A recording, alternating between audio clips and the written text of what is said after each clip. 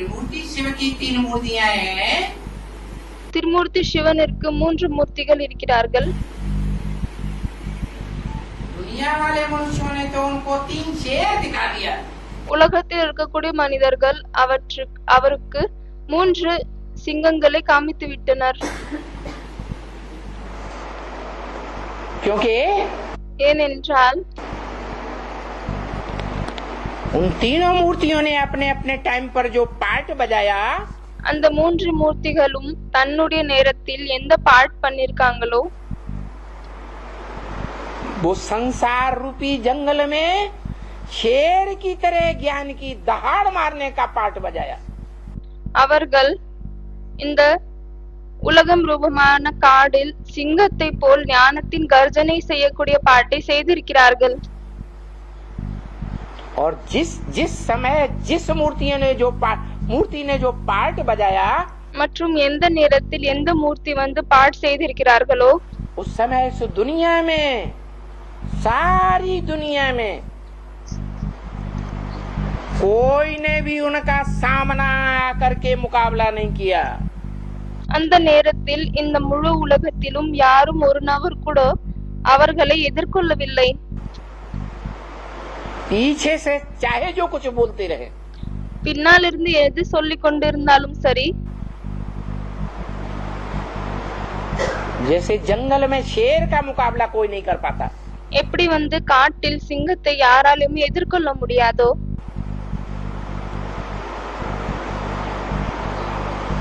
परंतु supreme soul बाप ब्रह्म वाक्य मुरली में कहते हैं, ஆனால் சுப்ரீம் சோல் தந்தை பிரம்ம வாக்கிய முரளியில் சொல்லியிருக்கிறார், वास्तव में ये जो 3 शेर दिखाए हैं, உண்மையில் இந்த எந்த 3 சிங்கங்களை காமித்திருக்கிறார்களோ वो अपने अपने अनुभव के आधार पर அவர்கள் தன்னுடைய அனுபவத்தின் அடிப்படையில் अंधों की औलाद अंधों ने दिखाए हैं। குருடர்களின் குழந்தைகள் குருடர்கள் அப்படி காமித்து விட்டனர். जैसे अंधे होते हैं ना, எப்படி குருடர்கள் இருக்கிறார்கள் இல்லையா, उनके सामने हाथी लाकर खड़ा कर दो, அவர்களுக்கு முன்னால் ஒரு யானையை கொண்டு வந்து நிற்க வைத்து விடுங்கள். तो जो अंधा सूंड देखेगा पकड़ेगा, ஆகவே எந்த குருடன் அந்த தும்பிக்கையை பிடிப்பானோ, कोई अंधा टांग पकड़ेगा, சில குருடர்கள் காலை பிடிப்பார்கள், कोई अंधा पूंछ पकड़ेगा, சில குருடர் வாலை பிடிப்பாங்க, कोई अंधा पेट पर हाथ घुमाएगा, ஏதோ ஒரு குருடர் வயிற்றின் மேல் தன்னுடைய கையை சுற்றுவார்கள். तो अपना अपना अनुभव अलग अलग बताएंगे ना। ஆகவே யார் எப்படி எதை தொடுவார்களோ அதனுடைய அனுபவத்தை தன்னுடைய விதமாக தனித்தனியாக தானே சொல்வார்கள். कि एक ही बताएंगे, இல்லையானால் ஒரே அனுபவத்தை தான் சொல்வார்களா? है अलग अलग बताएंगे। தனித்தனியாக தான் சொல்வார்கள். तो ये अंधों ने चित्र बनाया है 3 शेरों ஆகவே இந்த குருடர்கள் தான் இந்த 3 சிங்கத்தினுடைய படத்தை உருவாக்கி விட்டனர். का। जो आज की गवर्नमेंट नोटों पर भी छापती है, எதை இன்றைய நாளில் இருக்கக்கூடிய கவர்மெண்ட் பண நோட்டின் மீது கூட அச்சடிக்கிறார்கள். अशोक की लाट बनाए रखी है, அசோகாவின் தூணை உருவாக்கி வைத்திருக்கிறார்கள். आ माने नहीं, शोक माने दुख। ஆ என்றால் இல்லை, ஷோக் என்றால் துக்கம். ஆகவே அசோக்னுடைய அர்த்தம் என்னவென்றால் துக்கமே இல்லை. इन 3 शेरों ने दुख की दुनिया का नाश किया। இந்த 3 சிங்கங்கள் துக்கத்தினுடைய உலகத்தை அழித்து விட்டனர். ऐसे दिखाते हैं। இப்படி காமித்திருக்கிறார்கள். अशोक की लाट, அசோக்னுடைய தூணை காமித்திருக்கிறார்கள். और सुप्रीम सोल बाप ब्रह्मा मुख से मुरली में क्या कहते हैं? மற்றும் சுப்ரீம் சோல் தந்தை பிரம்மாவின் மூலமாக முரளியில் என்ன சொல்கிறார்? अरे ये 3 शेर नहीं है, அரே இது மூன்று சிங்கங்கள் கிடையாது, इनमें एक शेर है, இதில் ஒரு சிங்கம் தான், एक बकरी है, ஒருவர் ஆடு ஆவார், एक घोड़ा है, ஒருவர் குதிரை ஆவார். बैल कह दो। அந்த குதிரையை காளைமாடு என்று கூட சொல்லிவிடுங்கள்.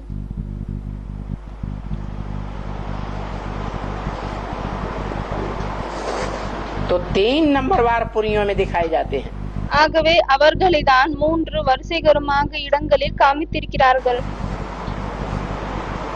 सबसे नीची पुरी में ब्रह्मा, இருக்கிறதிலும் கீழான புரியில் பிரம்மா இருக்கிறார், बीच की पुरी में विष्णु நடுவில் விஷ்ணு இருக்கிறார், और सबसे ऊपर पुरी में மற்றும் மிகவும் உயர்ந்த இடத்தில் शंकर को दिखाते हैं।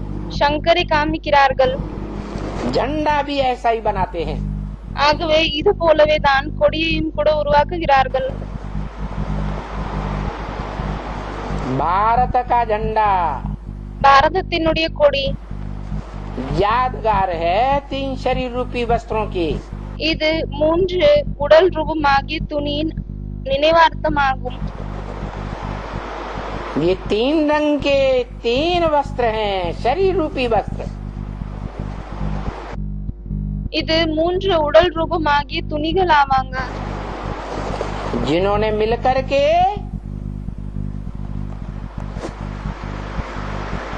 विश्व विजय की थी।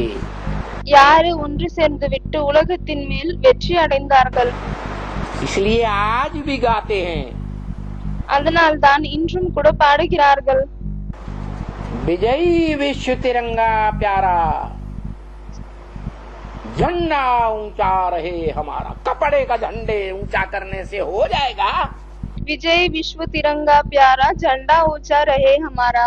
அதாவது இந்த மூன்று வண்ணங்கள் கொண்ட கொடி உலகத்தின் மீது வெற்றியை கொண்டு வரும் என்று பாடுகிறார்கள்.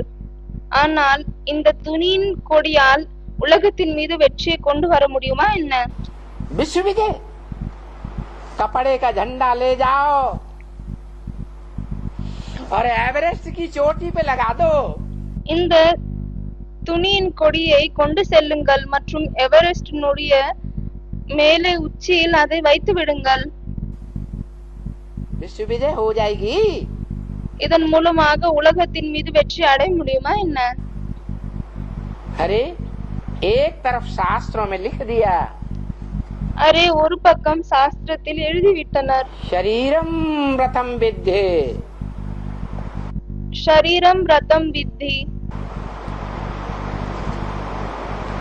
गीता में भी लिखा हुआ है। அதே போல் கீதையிலும் கூட எழுதப்பட்டிருக்கிறது. ஷரீரம் ரதம் வித்தி என்றால் இந்த உடல் ஒரு ரதமாகும். वासांस जीर्णानि यथा विहाय, கீதையிலும் எழுதப்பட்டிருக்கிறது வாசான்சி ஜீர்ணானி யதா விஹாய. जैसे मनुष्य எப்படி மனிதர்கள் पुराने शरीर रूपी कपड़ों को मनुष्य आत्मा त्याग देती है, மனித ஆத்மாக்கள் இந்த பழைய உடல் ரூபமாக இருக்கக்கூடிய துணியை தியாகம் செய்து விடுகிறார்கள் और अगले जन्म में नए वस्त्र धारण करती है। மற்றும் அடுத்த பிறவியில் ஒரு புது துணியை தாரணை செய்கிறார்கள். तो शरीर को वस्त्र कहा गया।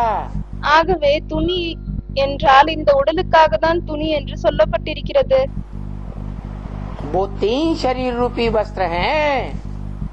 அது மூன்று உடல் ரூபமாக இருக்கக்கூடிய துணிகள் இருக்கிறாங்க.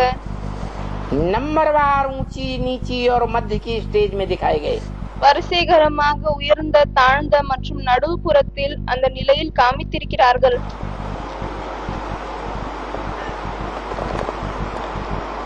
उनमें एक है शेर, அதுல ஒருத்தர் சிங்கம் ஆவார். और शेर भी बुद्धू शेर नहीं। அதே போல் சிங்கம் கூட புத்தி இல்லாத சிங்கம் இல்லை. क्या? என்ன?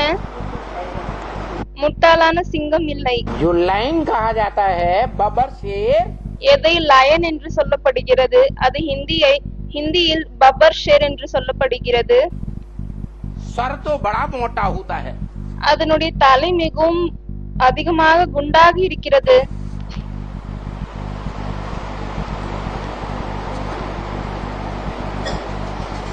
लेकिन बुद्धिमान ज्यादा होता है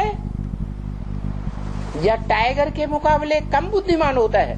ஆனால் அது அதிகமாக புத்தி கொண்டதாக இருக்கிறதா இல்லையானால் புலியோடு ஒப்பிட்டு பார்க்கும் பொழுது அதற்கு புத்தி கம்மியாக இருக்கிறதா? है टाइगर ज्यादा बुद्धिमान चालाक होता है. டைகர் தான் அதிகமாக புத்தி கொண்டதாக இருக்கிறது, ரொம்பவே கூர்மையாக இருக்கிறது. मौका देख करके हमला करता है. அது நேரத்தை பார்த்துவிட்டு ஆக்கிரமணம் செய்கிறது. जब देखेगा अभी जीत पाने का मौका नहीं है, बिल्कुल हमला नहीं करेगा. அந்த டைகர் புலி இப்பொழுது வெற்றி அடைய வேண்டிய நேரம் சுத்தமாக இல்லை என்று பார்க்கிறதோ அப்பொழுது சுத்தமாக அது தாவாது, ஆக்கிரமணம் செய்யாது.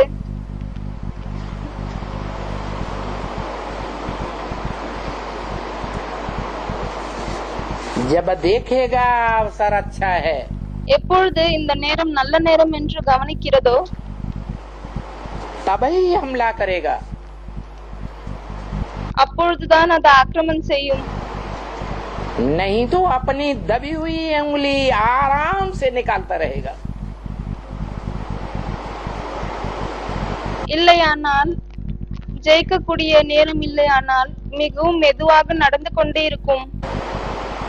इसलिए आज भी यादगार है हमारे भारतवर्ष में. அதனால்தான் நம்மளுடைய பாரத நாட்டில் இன்றைய நாள் வரை கூட இந்த நினைவார்த்தம் இருக்கிறது. यादगार बनाई हुई है, बनाने वाले जानते नहीं है. நினைவார்த்தத்தை உருவாக்கிவிட்டனர், ஆனால் உருவாக்கக்கூடியவர்கள் இதை அறிய மாட்டார்கள். हमारे भारत का राष्ट्रीय पशु कौन सा माना जाता है? நம்ம பாரதத்தின் ராஷ்டிரிய விலங்கு எது கருதப்படுகிறது? है टाइगर माना जाता है. டைகர் என்று கருதப்படுகிறது, புலி என்று கருதப்படுகிறது.